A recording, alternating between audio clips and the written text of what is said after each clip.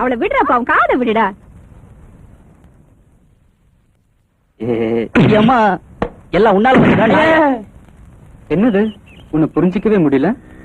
இத்தனை நாளா காலேஜ்ல தான் கலாட்டா பண்ணிக்கிட்டு இருந்த, இப்ப வீடு வரைக்கும் வந்துட்ட. பாயிண்ட் நம்பர் 1, நான் உன்னை காதலிக்கிறேன்.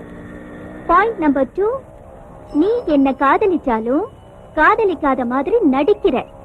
அதனால பாயிண்ட் நம்பர் 3, நீ காவிய கட்டிக்கிட்டு காட்டுக்கு போய் ஒத்த கால்ல நின்னு தவ இருந்தாலும் விட மாட்டேன்.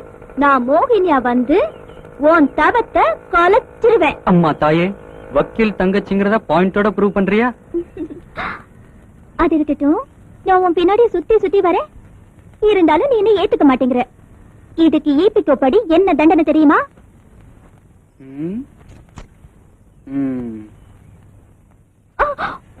இந்த சிறையில ஆயில்